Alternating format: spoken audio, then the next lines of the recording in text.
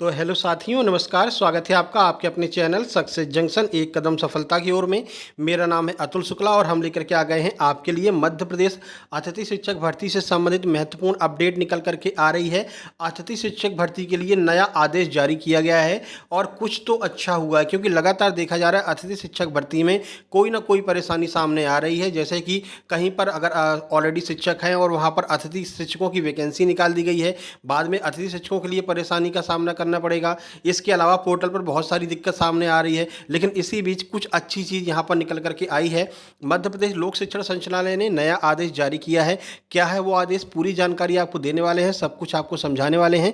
उससे पहले वीडियो को लाइक करके चैनल को सब्सक्राइब कर दीजिए, जिससे कि मध्य प्रदेश में होने वाली सभी भर्ती परीक्षाओं की जानकारी सही समय पर आप तक पहुँच सके।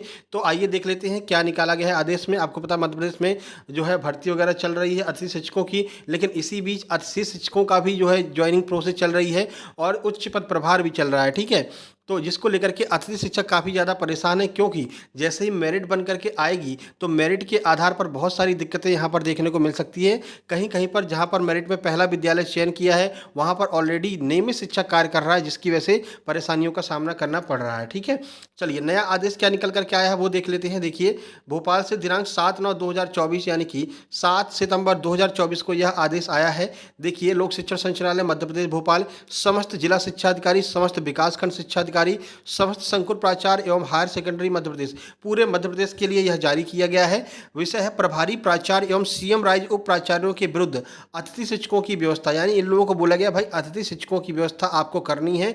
और संचालय का पद क्रमांक IT यहाँ पर 13/7/2024 का संदर्भ दिया गया है। देखिए, संदर्भित निर्देश की कंडिका 1.5 के अनुसार विद्यालय में नियमित शिक्षक के अवकाश, प्रशिक्षण इत्यादि के कारण नियमित शिक्षक की अनुपस्थिति अवधि हेतु अतिथि शिक्षकों को आमंत्रित करने के निर्देश दिए गए हैं।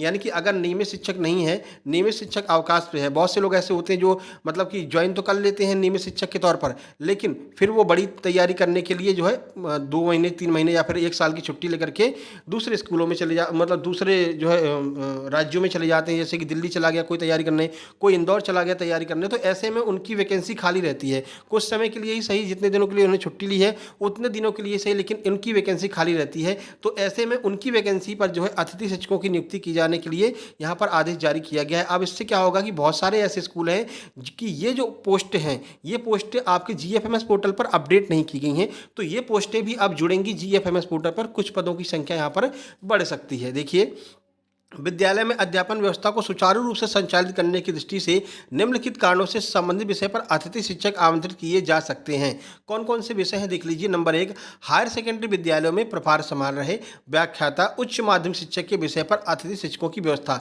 यानी कि ये जो आपके हाई स्कूल वाले हैं ये हायर सेकेंडरी में पढ़ा रहे हैं, हाई स्कूल के जो शिक्षक नियमित हैं वो हायर सेकेंडरी में ही पढ़ा रहे हैं, हाई स्कूल में ही पढ़ा रहे हैं, तो दो जगह उनको कार्य करना पड़ रहा है। तो ऐसे में बोला गया है कि नहीं भाई, ऐसा है जो हाई स्कूल वाले हैं, उच्च माध्यमिक शिक्षक वाले जो हैं वो अपने उच्च माध्यमिक में ही पढ़ाएंगे और हायर के लिए आपको अतिथि शिक्षकों की नियुक्ति करनी पड़ेगी। ठीक है, एक ही अतिथि शिक्षक से दोनों जगह आप कार्य मत करवाइए और उनकी जगह पर जो है अतिथि शिक्षकों को नियुक्त कीजिए। नियमित शिक्षकों से एक जगह पर ज़्यादा कार्य मत करवाइए। ठीक है, इससे पहले ये निकला था कि भाई ऐसा है कि ये हाई स्कूल जो आपके प्राथमिक वाले हैं वो जो है माध्यमिक में पढ़ा सकते हैं, माध्यमिक वाले उच्च शिक्षक में पढ़ा सकते हैं।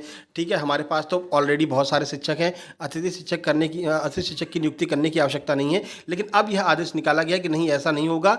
जो माध्यमिक वाले हैं वो माध्यमिक में पढ़ाएंगे, जो उच्च माध्यमिक वाले हैं वो उच्च माध्यमिक पढ़ाएंगे। जहाँ पर वैकेंसी खाली है वहाँ पर आप अतिथि शिक्षकों की नियुक्ति कीजिए। अगला है, एक परिसर एक साल हाई स्कूल 1 से 10 तक में और 6 से 10 में प्रभार संभाल रहे उच्च माध्यमिक शिक्षक, उच्च श्रेणी शिक्षक, माध्यमिक शिक्षक के विषय पर अतिथि शिक्षकों की व्यवस्था आपको करनी है। वही बात है, चाहे वो 1 से 10 वाले हों, चाहे वो 6 से 10 वाले हों। इसमें बहुत सारे ऐसे शिक्षक हैं जो कक्षा 1 से लेकर के पूरा 10 तक का संभाल रहे हैं और कक्षा 6 से लेकर के 10 तक का संभाल रहे हैं। ठीक है, जबकि अलग अलग व्यवस्था होती है। 1 से 5 तक के लिए अलग व्यवस्था होती है शिक्षकों की, 5 से 8 तक के लिए शिक्षकों की व्यवस्था अलग होती है और 8 से 10-12 के लिए शिक्षकों की व्यवस्था अलग से होती है। लेकिन यहाँ पर क्या हो रहा है कि यहाँ पर 1 से 10 तक ये सभी जो एक अतिथि शिक्षक है वही पूरा पढ़ा रहा है। तो यहाँ पर ये बोला गया कि ऐसे जगह पर भी वर्ग 1, वर्ग 2, वर्ग 3 की अलग अलग जो है अतिथि शिक्षकों की आपको नियुक्ति करना है। ठीक है, नंबर 3 देखिए, सीएम राज विद्यालयों में उप प्राचार्य का पद संभाल रहे व्याख्याता उच्च माध्यमिक शिक्षक के विषय पर अतिथि शिक्षकों की व्यवस्था करनी है। जो सीएम राज विद्यालय है वहाँ पर भी इसी तरह से व्यवस्था चल रही है कि उप प्राचार्य जो है उनको जो है क्लासेस लेना पड़ रहा है, उनको पढ़ाना पड़ रहा है। उनकी जगह पर जो है उच्च माध्यमिक शिक्षकों की जो आपके शिक्षक हैं वो उप प्राचार्य का पद संभाल रहे हैं, जिससे कि वो शिक्षा नहीं दे पा रहे हैं बल्कि स्कूल के अन्य कार्यों में लगे हुए हैं। तो ऐसे में भी आपको करना है कि अतिथि शिक्षक की वहाँ पर व्यवस्था करनी है, जिससे कि उनके ऊपर से लोड कम हो सके और वो अपना अपना काम कर सकें। ठीक है, तो ये सारा यहाँ पर आदेश दिया गया है। थोड़ा सा पॉजिटिव अपडेट निकल करके आ रहा है अतिथि शिक्षक भर्ती में। ऐसे में क्या होगा कि बहुत सारे पद और खाली होंगे, जिसमें कि अतिथि शिक्षकों की नियुक्ति हो सकती है। ठीक है, आगे देखिए, उक्त कार्डों से अतिथि शिक्षकों की व्यवस्था शॉर्ट टर्म वैकेंसी अपडेट करने के पश्चात की जा सकेगी।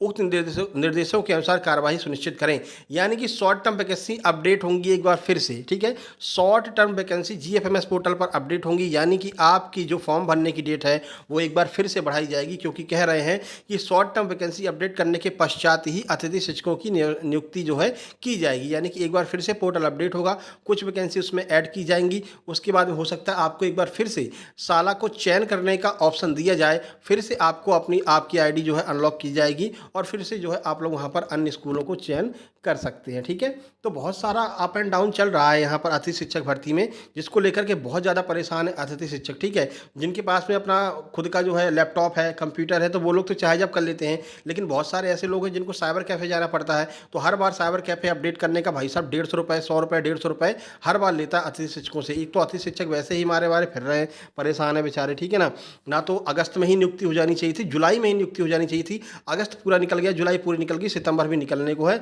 लेकिन भाई साहब अभी तक जो अतिथि शिक्षकों की नियुक्ति नहीं हो पाई है। ठीक है, और ऐसे में बार बार पोर्टल को अपडेट कर करके नई वैकेंसी घटा करके जोड़ करके और भी ज़्यादा अतिथि शिक्षकों को परेशान किया जा रहा है। चलिए देखते हैं आगे इस भर्ती में और क्या नया मोड निकल करके आता है। फिलहाल यही अपडेट आपको जो है देना था। बाकी आपको पता है कट ऑफ की वीडियो हमने बना रखी है, कट ऑफ की वीडियो देख लेना। इससे पहले पिछले साल का क्या कट ऑफ गया था उसकी वीडियो आज सुबह हमने अपलोड की है, और अब क्या कट ऑफ जा सकता है उसकी वीडियो हम काफ़ी समय पहले, लगभग 2 दिन पहले अपलोड कर सके। आप उसको भी देख सकते हैं कि कितना कट ऑफ जा सकता है, फिर आपके जितने अंक हैं उसके आधार पर आप अपना कट ऑफ का अंदाज़ा लगा सकते हैं। इसके अलावा टेलीग्राम चैनल की लिंक डिस्क्रिप्शन बॉक्स में दी गई है, टेलीग्राम चैनल को ज्वाइन कर लीजिए। वहाँ पर हमने पोल क्रिएट कर दिया है। ठीक है, मतलब कि अलग अलग सब्जेक्ट के लिए अलग अलग पोल क्रिएट कर दिया है, तो वहाँ पर भी जा करके आप जो है वोटिंग कर सकते हैं कि भाई आपके कितने नंबर हैं और आपके अन्य साथियों कितने नंबर हैं। कंपैरिजन आप कर सकते हैं कि कितने % लोगों के नंबर इतने आ रहे हैं, हम किस जोन में हैं, सेफ हैं कि अनसेफ हैं, वो आप पता लगा सकते हैं। बाकी हमारी कट ऑफ वाली वीडियो देख करके आपको पूरा पूरा अंदाजा हो जाएगा। काफ़ी एनालिसिस करने के बाद में हमने पोल वगैरह क्रिएट करने के बाद में, एनालिसिस करने के बाद में हमने वो कट ऑफ वाली वीडियो बनाई है। तो कट ऑफ वाली वीडियो एक बार आप लोग जरूर देख लेना, लगभग 30,000 उस पर व्यूज़ भी आ चुके हैं। ठीक है, तो जैसा भी होगा, कोई नई अपडेट आती है तो हम तुरंत आपको सूचित करेंगे।